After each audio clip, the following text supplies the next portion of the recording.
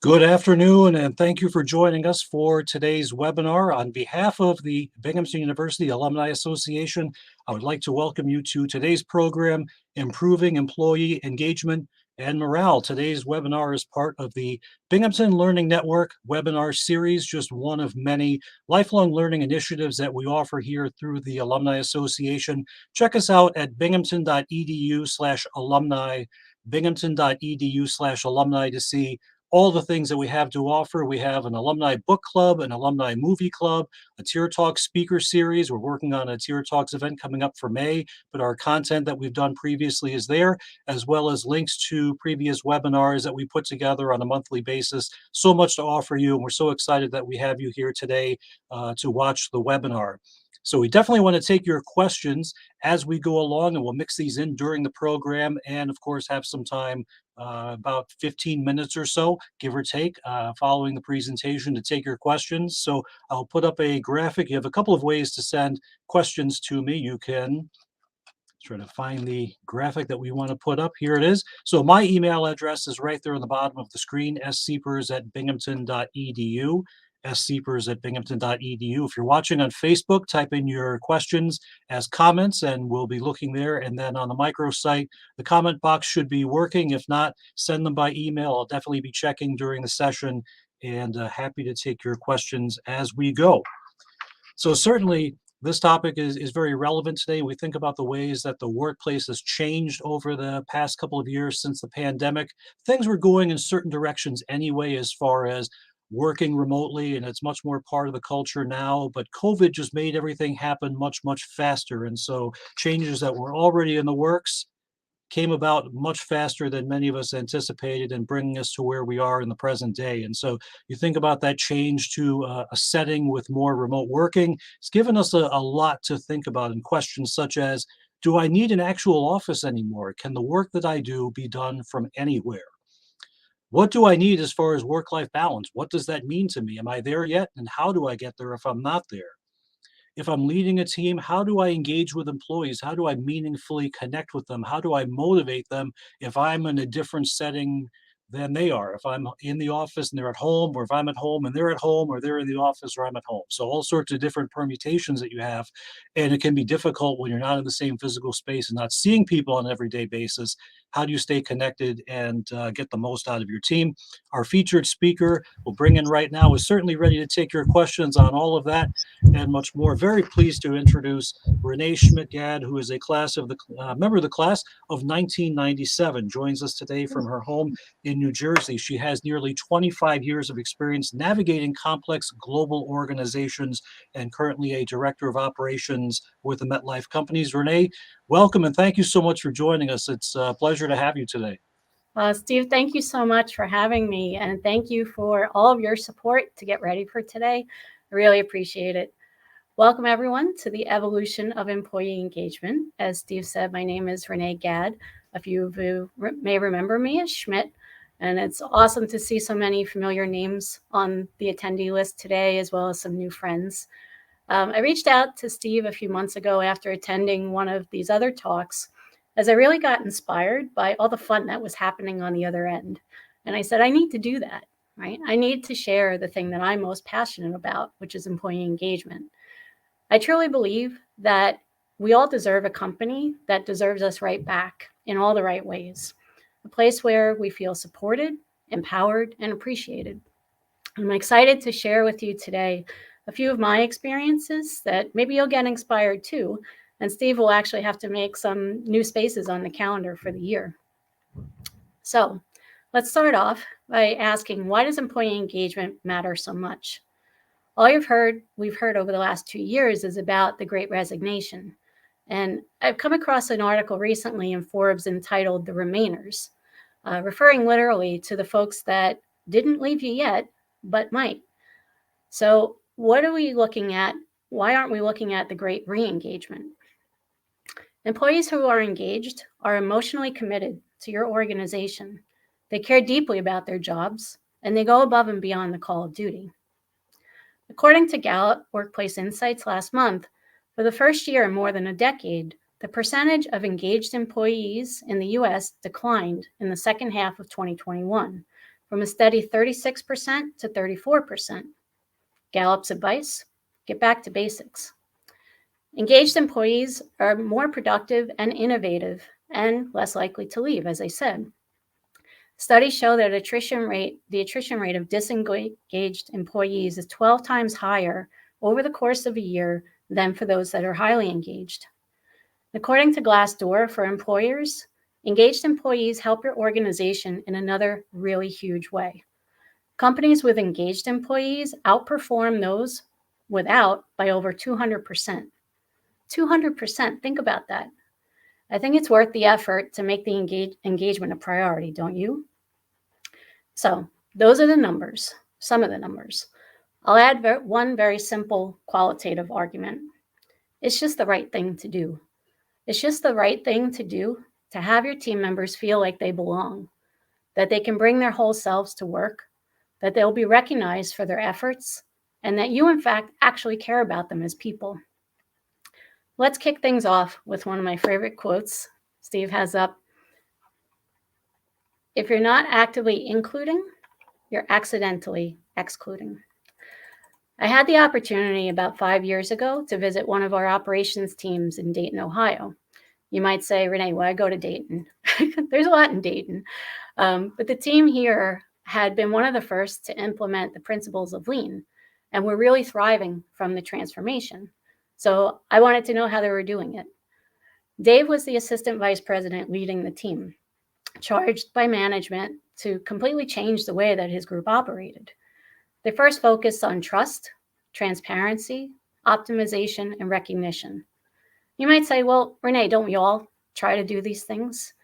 And you might, but does your leadership always take a backseat to the action? The approach empowers the associates to become leaders. They lead the daily huddles. They not only escalate issues, but they also resolve them. They essentially design the way that they're going to work to be most effective and to provide the greatest impact to the customer experience. Now, isn't that a crazy idea? Asking the folks who actually do the work how best to do it? Dave had this quote everywhere on the floor, and I never forgot it. I came to realize, honestly, the impact of it and the reach of such a seemingly simple statement, particularly when it comes to engagement. If you're not actively including, you're accidentally excluding. As we walk through the presentation today, I'd like you to keep this quote in mind. Maybe take out a piece of paper or a Post-it note. And I'd like you to put a tick mark every time you think this quote could be applied when it comes to employee engagement. And I'm going to ask you at the end of the session to see how many you have. Okay, so our agenda today, to start, I really want to know why you're here. What prompted you to sign up for today's discussion? Next, I'll go into a little bit more about why I'm here. We'll discuss some of the key elements in today's employee engagement programs, and I'll share with you my best practices and some favorite activities that I've run over the years.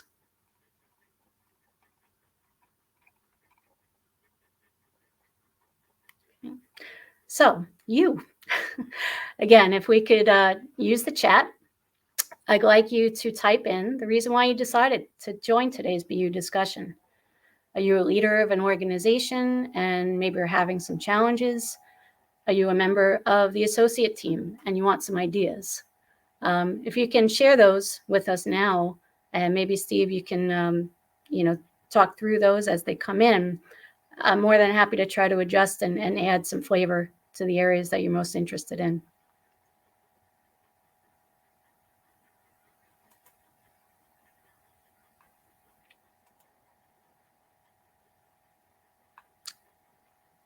Steve, anything coming over on your end?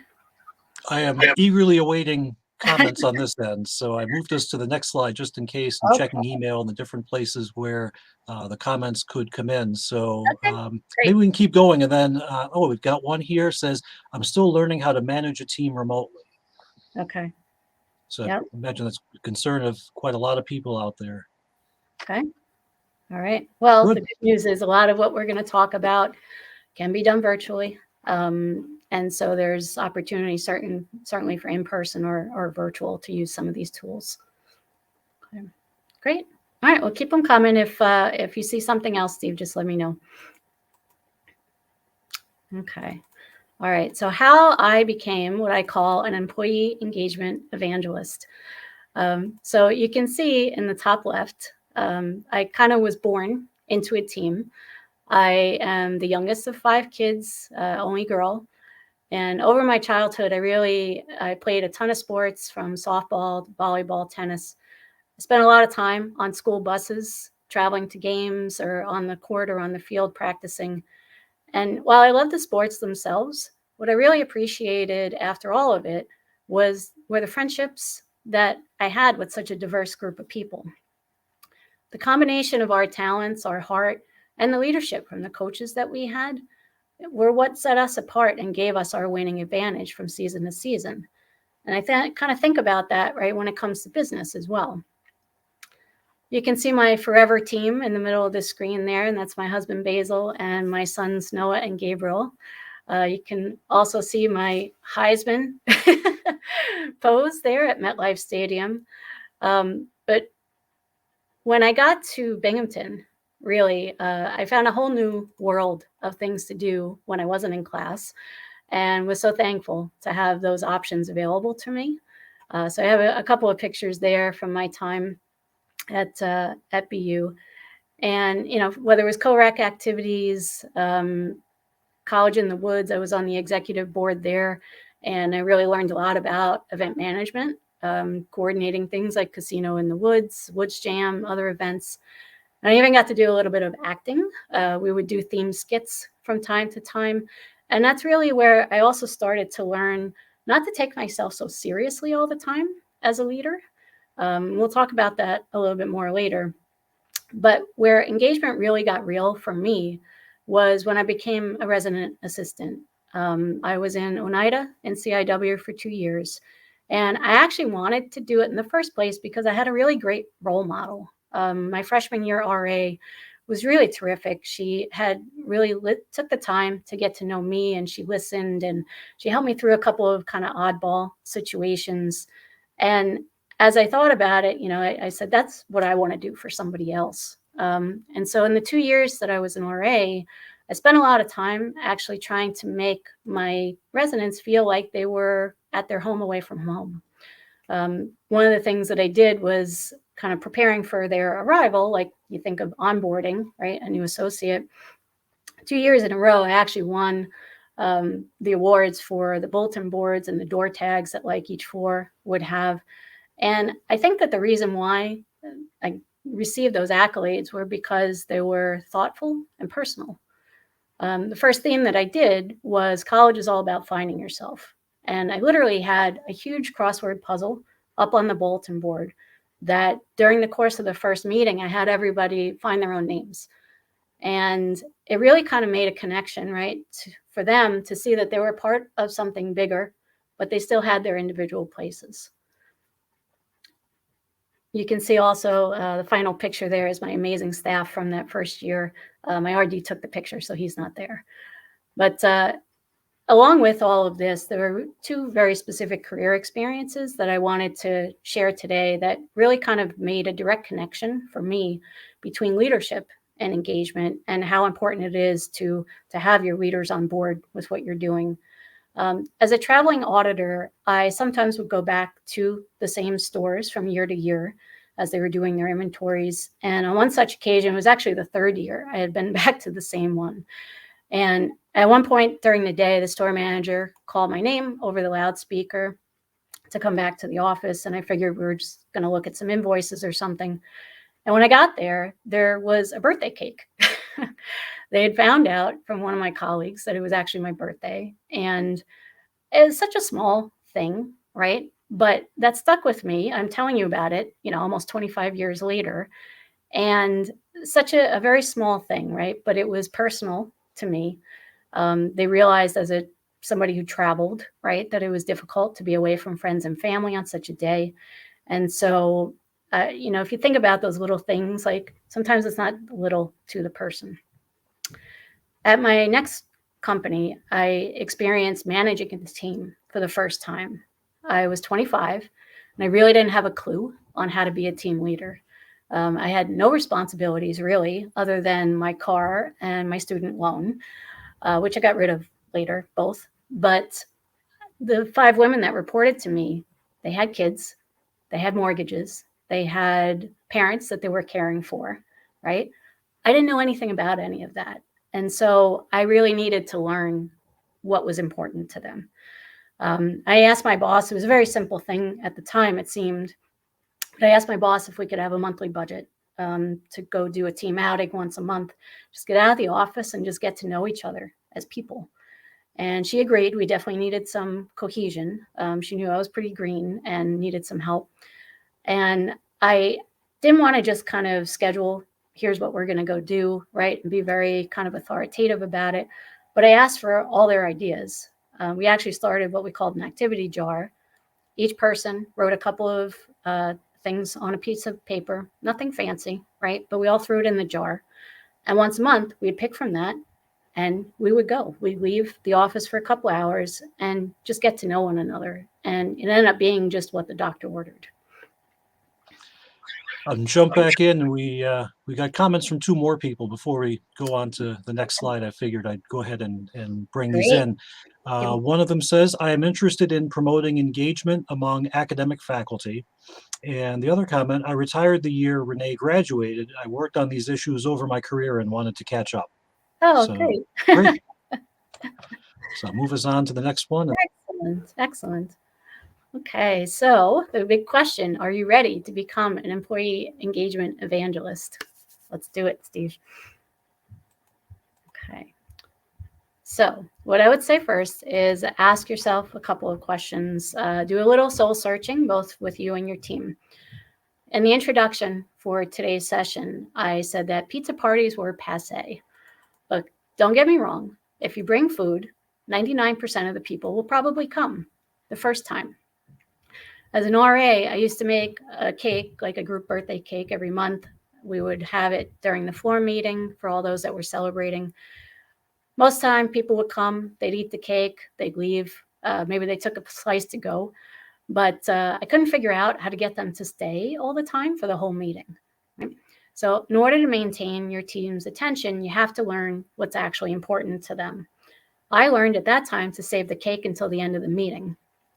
But in the world now, again, I think the biggest thing that you can do, right, is get a pulse, ask them. If you want to get a sense of what your team is actually going through and what's important to them, just ask them. Everyone's different. And so if you want to get to know their values, you need to take that time to get to know them. There are many ways to do this, anonymously or not. One such way is an anonymous employee survey. Terrific way to gauge how they're feeling, what their sentiments are, hear directly from them in a way that perhaps gives them a little bit more confidence to be honest. Not everyone's comfortable telling you to their face what's wrong, but you'll also hear about what's right? So there's a little bit of balance there. But the anonymity might help you get to the heart of the issues. If you're going to do a survey, I suggest you ask questions that are clear, that are concise, and offer a response choice. Always offer a few open-ended questions too. Ask for their ideas and their suggestions. People are often very good at telling you what the problems are, but when you challenge them about solutions, sometimes they surprise you. One thought would be around start, stop, continue. What should we start doing as an organization? What should we stop doing? And what should we keep doing? Again, and invariably, you're going to find things that you're doing right. So it's not going to always be like that.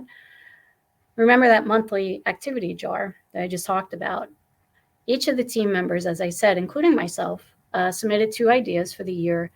And it wasn't all my ideas, right? It was all of us coming up with it together. And the key was you had to go with the flow. So even if you absolutely hated what we were about to go do, you had to go do it because everybody was in on it. I would create a mechanism, right? Whether it's that anonymous survey or something else for idea sharing and submission. But remember, you have to be willing and able to actually do something with those ideas. Action taking is huge. No one wants to give their time for the survey or to tell you what their thoughts are if nothing's going to happen. Focus groups are another fantastic way to get a broader perspective on the issues, to dive deeper into them, and even to start solutioning a little bit. What I found is that people tend to play off one another, right? You get ideas coming from different angles, and ultimately you end up with something new, bigger, better. I would get a really good listener to facilitate and somebody that is an excellent note taker, or record them. Activate and empower. Sometimes when we're talking about, say, one-on-ones between associates and their leaders, I've been in situations where there's 30 people that the person is managing. You can't really do 30 one-on-ones in a week, right? But that time is so critically important, again, to understand what's happening with them. Make sure these are scheduled. Make sure that to the extent that you can keep them at the time they're supposed to be, don't move them around. Prepare in advance. Ask your associate to prepare in advance as well. And really, it's an important time, and it'll allow you to make that time the best for both of you. Skip the levels. Some organizations do this, not all do. I'd say that in some situations that maybe you yourself don't have the best relationship with your direct manager. Maybe you've been asking about the same issue for a year and there's been no action. Some people might shy away from the opportunity to speak directly with the boss, but others will thrive in it. And again, it could actually be a shining opportunity for the people manager, right, to be highlighted, and for their associate to say, you know, I really love Renee. Like, she's been doing a fantastic job for me. These are really meant to be discussions that get to the root of the situations and open that door, right, to be more transparent, to be more honest, and just greater opportunity to get to know your people and what makes them tick. Okay. So also thinking, a little soul searching, can you yourself walk the talk? Take a look inward, right? If you're a leader on a team and you don't do the things that you're asking your associates to do, how can you possibly expect them to jump in and start doing them, right? Be the role model, like my RA was the role model for me. Some things to think about. There's definitely a couple of trends that we're starting to see out in the workplace, particularly in the virtual environment right now, right? We know people are getting burnt out. It's not a secret.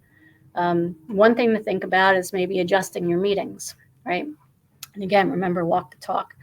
If your team is totally burnt out from Zooming all day, and then you're also asking them to put in another 6 hours of work or 8 hours or more, one trend we're seeing is the end of the traditional 30 or 60-minute meetings. Companies are starting to mix it up, reduce by 5 or 10 minutes to allow for some breaks in between, just to catch your breath. If you yourself are constantly pushing to the last minute or even going over the scheduled time, you're not taking advantage of these reprieves yourself, let alone are you giving your associates time to take advantage of it. There's 4 things I'll tell you, just, you know, if you're not doing these today, maybe these are things you can try to alleviate, again, some of that stress and maybe get off the camera a little bit. 1, no meetings after 2 o'clock on Fridays. Blasphemy, right? Reduce meetings from 30 minutes to 25 or 60 to 50. Crazy talk. If you're not an international company, no meetings before 9 or after 5. Block the first or the last hour of each of your day to handle emails or non-urgent requests. This may not be feasible every single day, right? But if you start small, I guarantee you'll start to see some incremental improvement for your staff. They'll start to appreciate these small moments in time that you're giving back to them. Actually take a vacation. I know my husband is listening to this and he's laughing because I am guilty myself. Too many times I have the phone in my hand, right? It's not good enough to just encourage your people to take the time off that they're due. But as a leader of the team, you actually have to take the time off too. And you have to not work. You have to make it known that you're taking that time. No emails, no texts, no posts.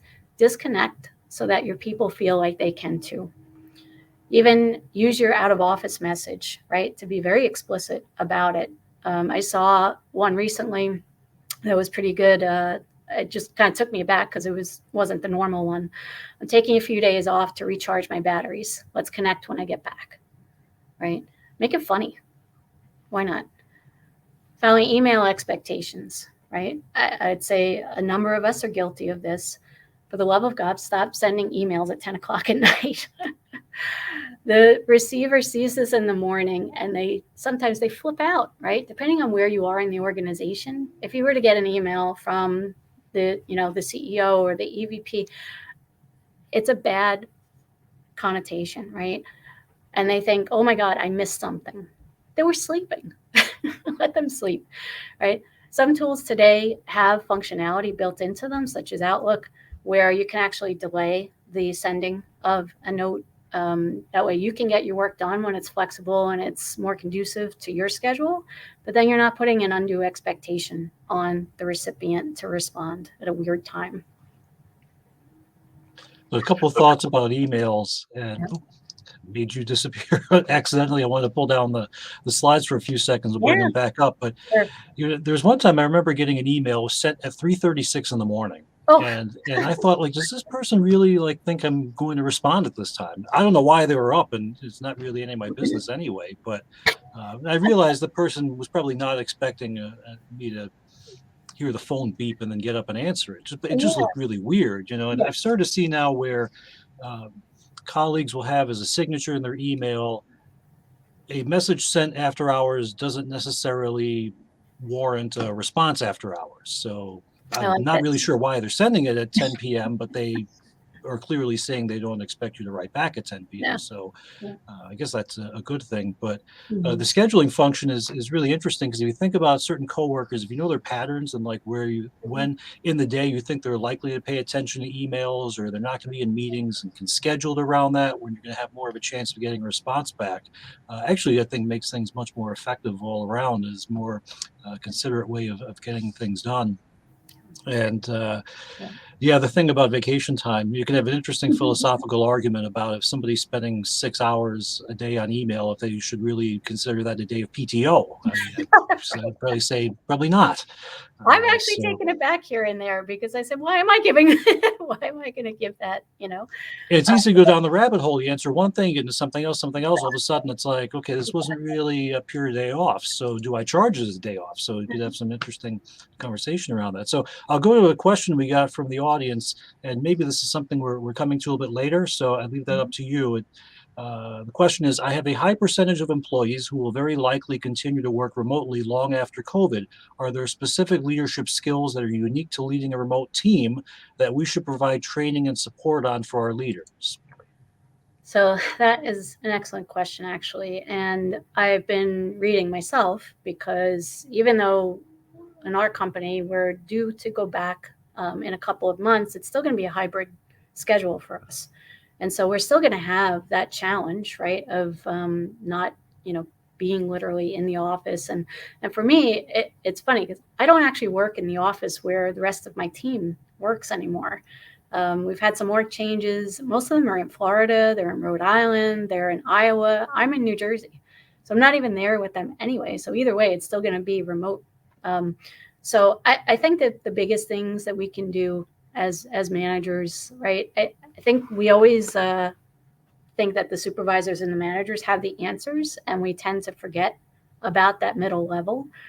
We can't do that, right? Like we have to be able to support them in ways like, we've been talking a lot actually about hiring up, knowing, right, that there's been this massive movement of people leaving jobs, going to new places, hiring up before somebody's leaving, being proactive about that.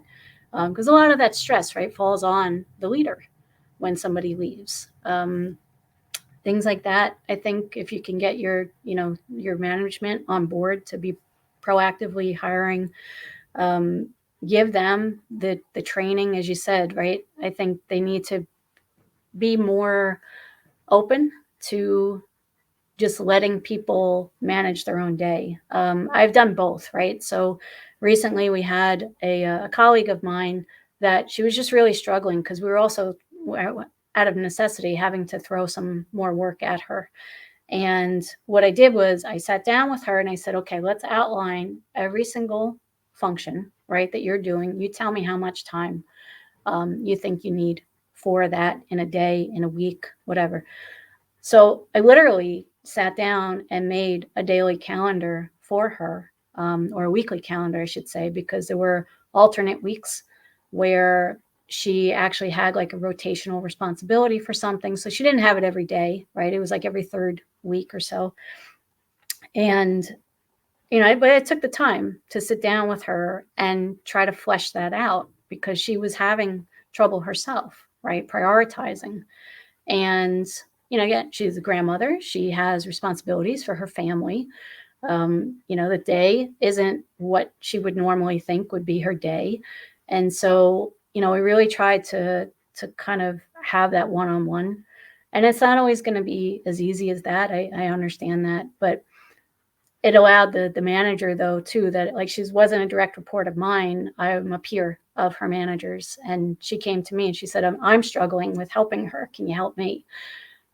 So, send a line out. Sometimes your peers can give you some support as well. But we've got to continue to make sure that we check in with people and not in just a fluff kind of way, right? Like actually have a conversation. I think things like even if you were to try that, an afternoon of no meetings, I know I struggle with just getting my work done because I'm on conference calls all day. So sometimes I'm on till 9 o'clock at night. But I think there are definitely there's a lot of articles out there today about very specific programs, and I'm happy to kind of do some more research too if that person's interested, and we can connect after the call. Okay. All right. Okay. So there's definitely more elements to engagement programs other than these three: recognition, inclusion, and wellness. But these are the three I'm going to focus on today because we only have a little bit of time. But certainly, if you think about onboarding, development, right, all of these things kind of impact what I would call the employee experience. So we're going to dive in on these three for now. Okay. Okay. So I wanted to share a story, in case you're not aware, of a gentleman named Doug Conant. Doug was the former CEO of Campbell's Soup Company several years ago. And during his time at Campbell's, Doug actually sent 30,000 handwritten notes to employees all over the globe. At the time, he was really trying to change the culture of Campbell's. They were having some difficulties, and the notes were part of a company-wide effort to create a culture of gratitude. I even have, some, not that I've seen my desk in 2 years, but I have a couple of notes that leaders have given to me and colleagues have given to me over the years that really made an impact. Like I felt very special, quite honestly, that they had, taken the time to provide this handwritten note. And, again, from it being personal, nothing's more personal, right, than your name and your signature.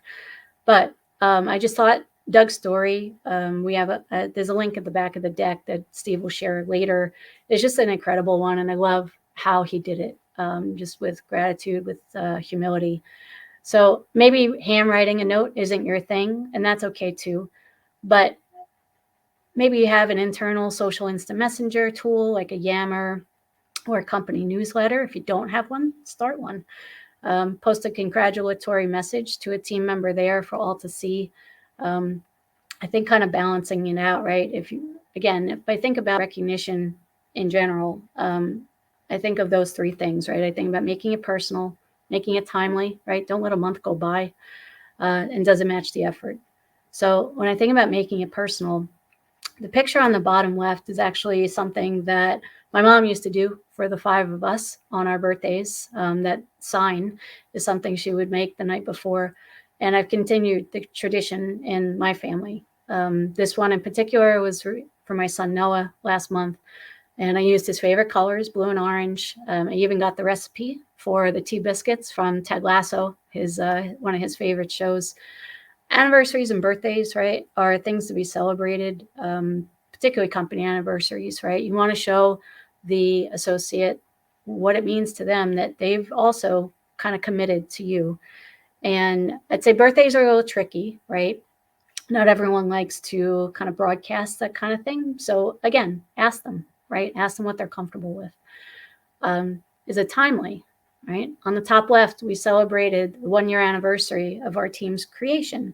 And again, this was kind of pre-COVID, right? But we made it a point to actually physically get together. We were an organization based in the US, but we supported planning, governance, and strategy for a global operations team. And we made it a very specific point, though, to get together on the date itself. That's not always going to be possible, right? You may not want to get together on the weekend, but the point of it, right, was to do it pretty close to the time. Does it match the effort? So 2 examples here. One is really, as I think about like project milestones, I've been doing project management for several years, and every project milestone that we hit, no matter what team I'm working on, make a big deal of it, right? And in different ways. This past year, I was actually an Agile Scrum Master for an end-to-end cross-training effort that the team named Silo Smashers. Again, I put the onus on them. I said, you name it, not me. Throughout the year, I did a variety of recognitions that really spanned between the full team and individual efforts. At one point, I even wrote a limerick and posted it to our Yammer group of all the different milestones within a critical period that they hit, and specifically called out people and their contributions in the note. It was definitely silly. It was goofy. It was creative. And I got a lot of really great feedback on that because it was also unique. It was personal. It was timely, and it matched their effort. The note there that you see from my colleague Steve was one of our trainers actually in the program who I recognized in a monthly game ball program that we do. And you can see, even after all the years he's been with the company, he says recognition still feels good. On the bottom in the middle, you might see some very audacious trophies there. But those are from my childhood. I mentioned I played a ton of sports, and I guess when I was a teenager, I actually had them all sitting there like that. So I found that picture. And the one all the way in the back, though, the super tall one, wasn't a participation trophy. It was from winning our high school district championship. So again, I'd say it matched the effort. When you think about, we can just go back one more, back to recognition, Steve, thanks. But when you think about your recognition programs, right, you don't need a fancy system to do it, but you do want to track, right? You want to track what you're doing, and you want to have some reporting. So really the idea of that is not just to be able to quote some numbers to your boss, but it's, are you making an impact to the team, right? That's the way I look at it anyway. For companies that have thousands of employees, it might make sense to leverage a third-party online platform like a Limeade or a BI Worldwide. And we have those links and names in the back to help you build out a formal recognition program. A company like BI Worldwide, I have some experience with. There's different levels to the program, but one such level is leader discretionary points. And so as associates accumulate those, they can actually use the points to buy goods out of a curated catalog. And one colleague of mine actually saved all hers up after a time.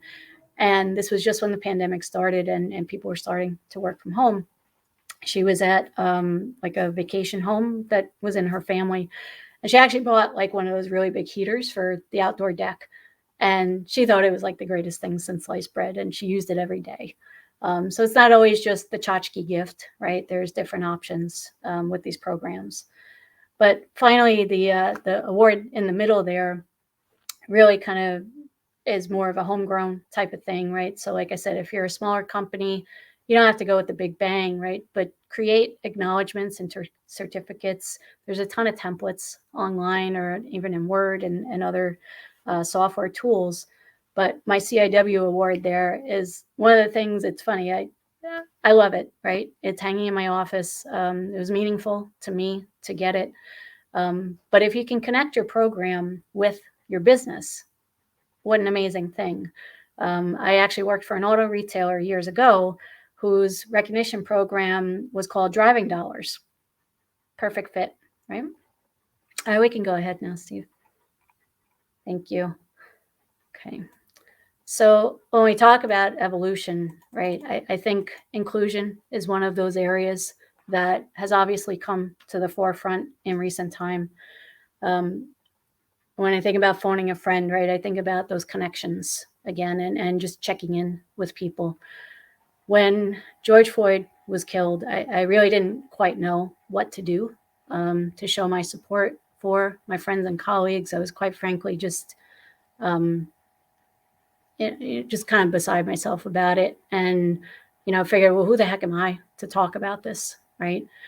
So I did 3 things very awkwardly. The first thing, I began texting a very good friend of mine and former coworker who lived in Virginia, mother of 5, 4 boys, 1 girl, sound familiar? And told her I really didn't know what to do or say. I just felt like I needed to reach out to her, tell her that I loved her, and let her know that I was thinking of her and her family. She and her family and, her husband, kids, African-American, all those years that we joked around in the office and worked on projects and things, I thought I knew her pretty well. What I didn't know or really could ever experience myself was the fear that she lived in every day, knowing that there could be, right, that fact that one of them could not come home one day because of such incredible hate. The second thing that I did was to schedule a check-in with a current colleague. She and I had been working together really closely in the prior months until we kind of had a little bit of a disagreement over an approach, and we kind of started to disconnect. That really didn't matter now. So I just kind of swallowed my pride, and I said, this is incredibly more important than work. It was literally the most awkward conversation I've ever had. I think it was for her too. We must have said that about 20 times in the talk. But at the end of it, what we also said was we were so thankful that we did it, that we kind of took that first step, and we opened that door. The third thing that I did, I was a chief of staff at the time, so I had the ability to kind of do this. I organized a learning event where I gathered all the people that I knew as strong, diverse, dynamic members of various inclusion action teams that we had at the company to tell their why stories, to share their experiences and draw awareness to their organizations. To broaden the audience, I think, when I think inclusion, right, I think again of my friend Dave in Dayton, Ohio. In some companies, certain meetings are kind of hush-hush, right? Maybe they even only invite senior leaders to them. And I'll kind of challenge that a little bit, right? And ask you to think why. What are those reasons why you might do that? I mean, there might be some really confidential conversations, right? An M&A deal or something like that you have to do those things. But does it really need to happen that often, right? Don't you really need the support of your middle managers or even your front line if you're going to make big changes? If the answer is, well, we've always done it that way, please just stop. Please stop and look at your calendar. And while you're at it, just expand the invite. Even if you make it optional to people, right? I think that makes a huge difference, and it really expands the audience. And again, the feedback you get back. We recently did that. Every 2 weeks we were doing it was like people managers only for a project meeting where we would talk about the various projects and just kind of give each other updates. And we said, why are we doing this? Why aren't we expressing it to the entire team, right? And so we opened it up, and ever since then we've gotten optional, but we've gotten nearly every associate join for the last, we only did 2 of them so far, but so far so good. Be open to learning and teaching. So another photo here. So someone near and dear to me, the woman to the right is Fran Hornick, and Fran might be on the call today. If she is, hi, Fran. When I lived in CIW, I worked in the coordinator's office as part of the work study program, as part of Res Life. And the coordinator at the time happened to be Renee Cordier. So I don't come across a lot of Renees, as you might imagine, but they used to call him Big Renee and I was Little Renee, so to avoid confusion. So for years, my name was always misspelled on documents and other things that were printed because people couldn't get my accent over the E. I didn't even know how to type it until Fran showed me one day. And the fact that she took the time to do that for me, such a seemingly simple thing, made a huge difference to me. And I really felt like me. I felt like my whole self. To this day, I make it a point if I'm meeting a new colleague, I ask them how they prefer their name to be said. Again, it doesn't get much more personal than your name. So in terms of programs, there's certainly a number of different things you can do around inclusion. There's training that can be done throughout the course of the year, depending on kind of what your budget is, and the reach that you have. But I'd say that there are three things that you can do in smaller pockets. If you're in a smaller business or office area, storytelling. I mentioned the learning forum before. People are willing to share. You just got to ask them, and give them the forum, right? Give them the platform, and I think you'll be really surprised at how open the discussions can get. Get your leadership involved. That was just a ridiculously huge win for us in the past couple of years to get not just the senior leaders, but having them interact, right, in a different way. Get HR support. Just do it. I promise you won't regret that, and your team will be stronger for it. If you don't have local inclusion networks, you can start them. Right? You don't need a massive, budget or anything like that. A lot of the stuff is being done virtually now. But get a gauge for what your associates are interested in, right? Learn about their cultures, learn about their backgrounds. Who are they, and do they feel represented? I guarantee you probably have a pretty large variety of age groups in your company too, depending on how big. The picture in the top right there is actually of me at an inclusion group event. It was a group that we had called iRise. It was promoted those that were early in career with networking opportunities. So it's not just about culture. It's not just, there's a number of different directions that you can kind of take this based on the needs of your team. Finally there, one of the things that I did do in my time as a chief of staff was I created what I called an engagement community of practice. So I love event planning, as you probably are starting to understand, and you'll see in a minute.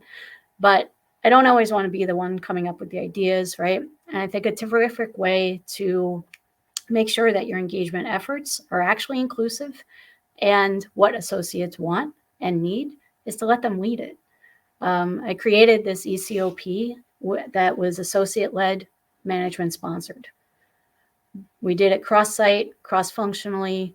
They had the thing to make sure, right, is that you give them the resources that they need. And the biggest one of all is your time. Finally here, certainly Steve's going to share a calendar, I think I mentioned before, from Halo that outlines each year. They put this out, and usually like December, actually, you can get it online. But it's a fairly comprehensive calendar, and a number of days of remembrance are also included in that calendar. There it is. Thank you, Steve. One such story that in the appendix or the attachments to today's presentation I want to point out is the story of a Holocaust survivor named Helen Terrace. We recently had Helen's son, Mark, actually come and present with a couple of colleagues of mine. And we got to hear direct from Helen.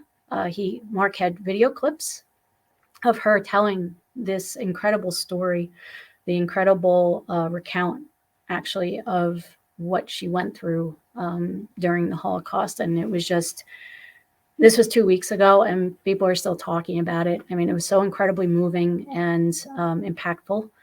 And, certainly in this instance, right, as time goes by, there are less and less survivors. and something that we all need to be mindful of for sure. We have a couple of comments and questions that have come in. We have about 10 minutes left, and from my side and Renee's, it's not a hard out at 1 o'clock Eastern, so we'll hang around a little bit longer to cover the material and take questions as needed. But I'll pass along a couple of things. One of the questions had to deal with the slide deck and the calendar being uploaded after, and we'll definitely get that taken care of so the materials can be seen after today's webinar is done. So if you're watching this on the microsite and you say, what is the microsite? It's the thing that starts with alumlc.org/Binghamton. So that's the microsite. We will have the visuals posted there, the PDF of the slide deck, and then also of that link to that Halo recognition calendar. And this program is being recorded and will be available for viewing anytime you want. So that will stay there on the microsite. And then I'll try to get through this quickly while covering the most salient points. It's a set of comments that came in by email, a couple of additions to Renee's great points. Virtual coffee with team members, that's great for skip levels and formal things that will happen in the office, sometimes with the camera on, include a career care component to build trust and to get to know them personally. And then trust is certainly key to the comments that were made after. It says double down on building trust. These are easy to overlook or not focus on in today's remote and high pressure environment. Credibility, speak more truth. Reliability, commit to actions and actually do them. So walking the talk, just as you said. So it's not enough to say you're going to do something, but the true measure is, do you actually make it happen? Do you do it? Absolutely. Relatability, demonstrating empathy. So relationship building, very, very key. And so you think about employee satisfaction. So money is important, work-life balance is important, but do I feel like I belong? Am I included? Do I have the relationships that I need to have in order to be effective and really feel like a part of the team? So it's all about the relationships. Self-orientation, thinking of others more, avoid interrupting people, getting input and buying into agendas. So I think I've covered the most important points. I want to make sure I leave time for other things. So we'll bring the slide back up, and I think you probably want to get to wellness, and then I will say goodbye for now. Okay. Great. And thank you so much for all those terrific comments. I really appreciate it. As Steve and I are talking, right, we're not seeing your faces, so I appreciate the feedback. So wellness, again, we'll share some kind of tips and tricks here. But again, something totally at the forefront by way of pandemic. But what I would say is the Global Wellness Institute, right, defines wellness as the active pursuit of activities, choices, and lifestyles that lead to a state of holistic health. Now, this visual here has certain elements of wellness. I'm sure you're going to see probably, I've seen ones with 12 different things of wellness. So I think it's really about how are you feeling, right? How are you dealing with the stress of what continues to go on? Are you able to kind of thrive, right, despite all the challenges? And so, as I think about some of the things that we've been trying as a team, certainly mindfulness exercises, deep breathing, reflection, gratitude walls, that's something you can totally do virtually. Stretching, you can make these things fun also. And I'll talk in a minute about the Wellness Wednesday activities that we've started locally. But really, you want to think about, how do I reduce the odds of burnout, not just for my team, but for me, right? For my boss, like for those around me, right? Your family, those other, maybe there are other folks that you're living with. Like we're all living in this very stressful situation, right? So what can we do to help one another to reduce worry, anxiety, and of course, depression? So why don't we go to the next, Steve? Great. Awesome. Thank you. So again, we started something called Wellness Wednesdays on my team.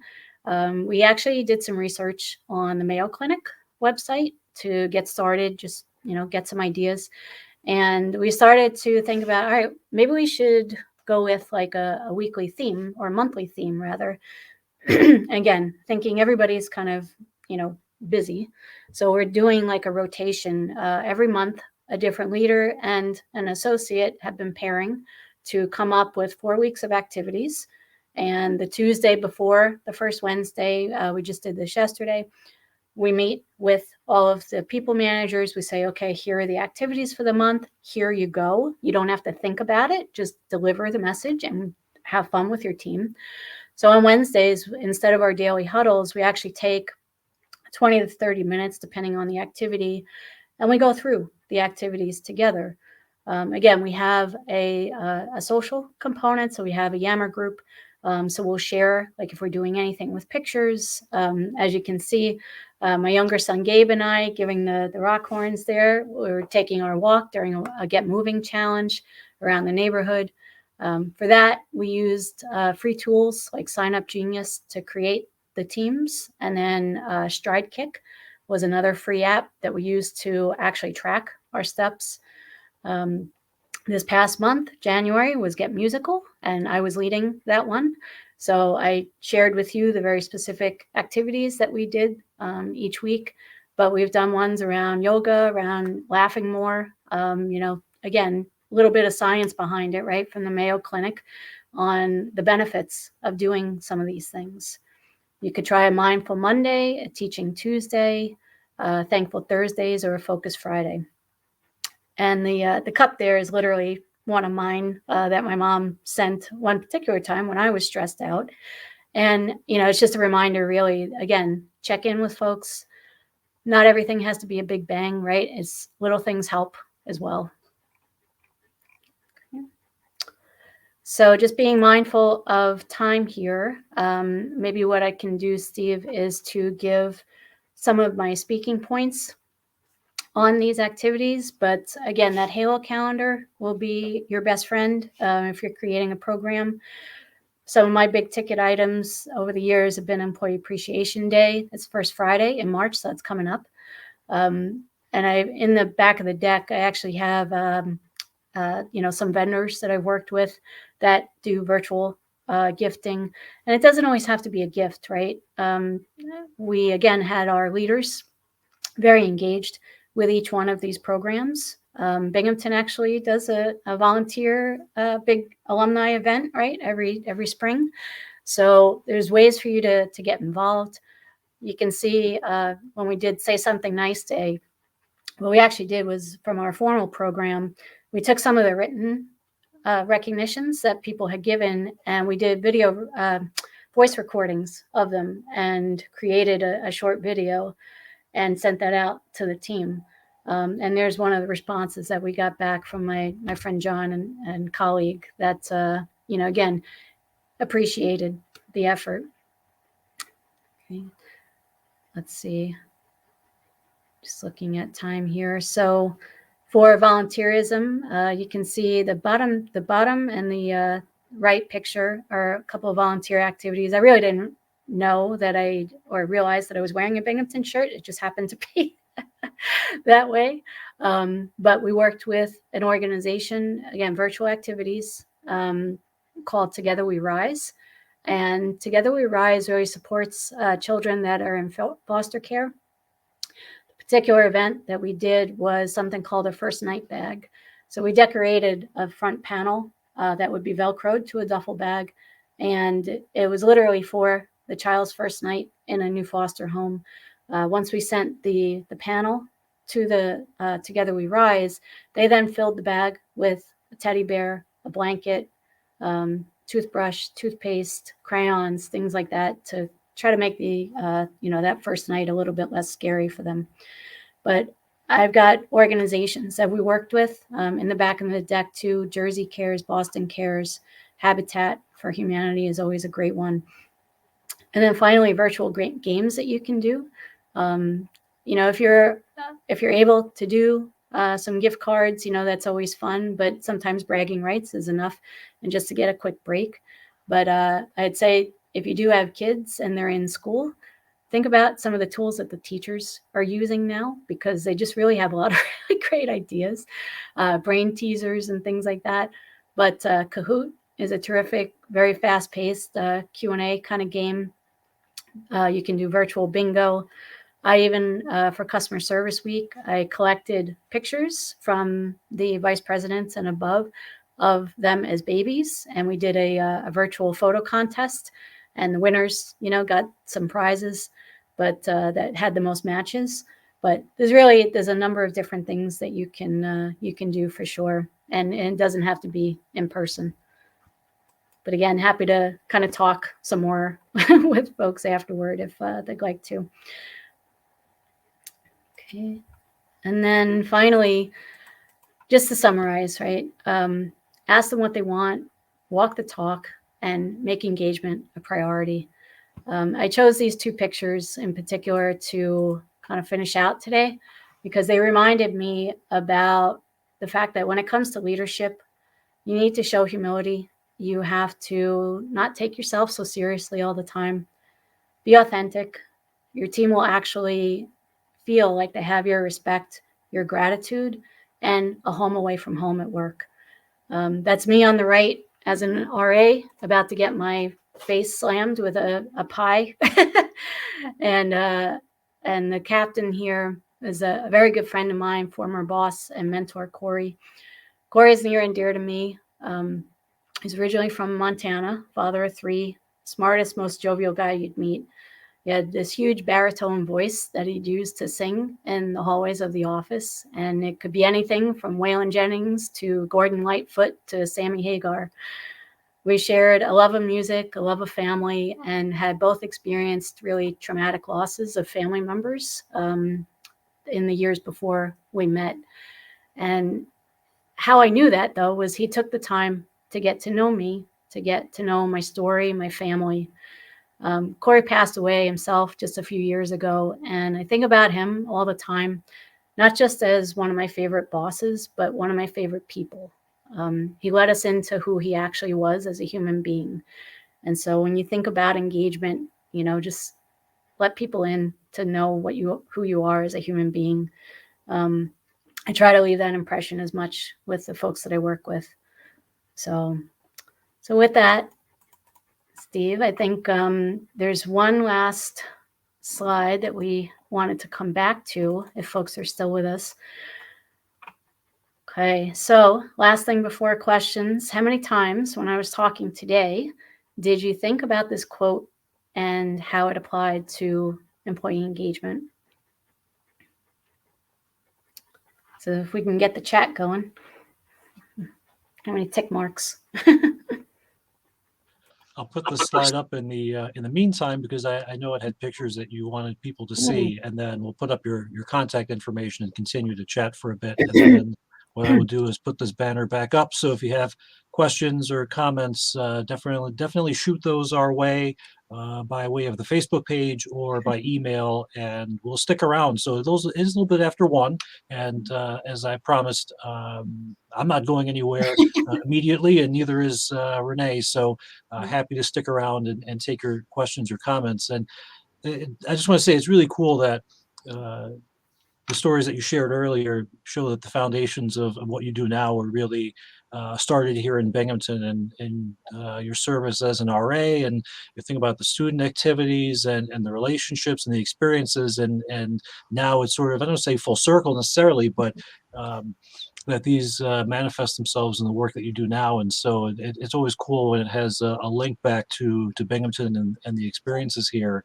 Mm-hmm. And some of these ideas you shared were really fun, and the dress up days, and we do that here where it's Green Day Friday. So you can tell by looking at me, obviously today is not Friday, although I do have green with the cool alumni background. Yep. But we show our Binghamton Bearcat spirit on Fridays here, wearing green T-shirts or sweatshirts or wearing some kind of cool Binghamton merch, and it's fun. And it was a relatively new thing, started up a couple of years ago. It took a little bit of time to catch on and trying to get people into it. This is a thing, it's a thing, and that's really a thing now. So it's really fun, and you can see other people get into it, and the students jumping on it as well. So it's not just meant to be a faculty staff thing, but it's really for the entire community. And so there's a lot of spirit, and it's great to see the growth of that in the last couple of years.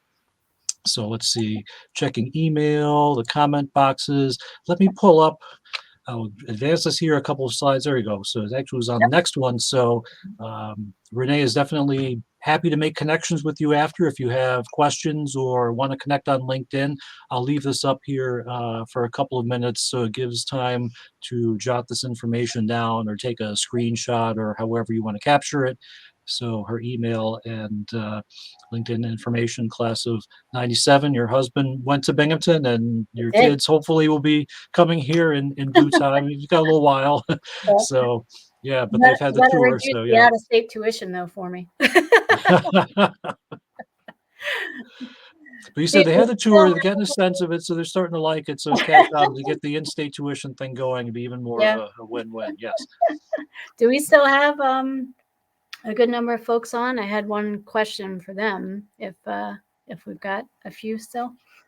There's one comment. We're getting a couple of comments that are basically just thank you. So they had a great time during the webinar and really appreciate the information. And so I was getting a couple of thank you messages from people by way of the Facebook page and email, and certainly a willingness to check out the materials after. So there are a couple of slides after this. Will probably be tough depending on the device that you're looking at because there's a ton of links. Yes. Renee really showed her work on this one. So there are a ton of materials that you can take a look at your leisure. And so a little bit later on this afternoon on the micro site, I'll go ahead and post the links to that Halo calendar and to the slide deck. So you'll have a chance to check this out again at your leisure.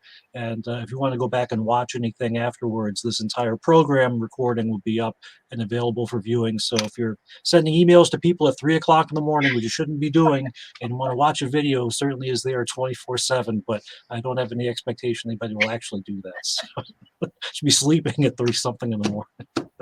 Please. So I think we'll go ahead and wrap up shortly. Are there any closing comments? I'm not seeing any questions, so I think maybe this would be a neat time to tie it together. So before I say goodbye for today, do you have anything, Renee, that you'd like to share before we go? Sure. No, just a big thank you to everyone joining today and to you, Steve, for just giving me the opportunity here and jumping in on it with me. Hi, Basil. Hi, Felix. Hi, Fran, if you're still out there. But thank you so much. I really had a good time with this. Thank you. And Fran emailed, she was watching, so Oh, she great to was. have her with Oh, us. Yeah. great.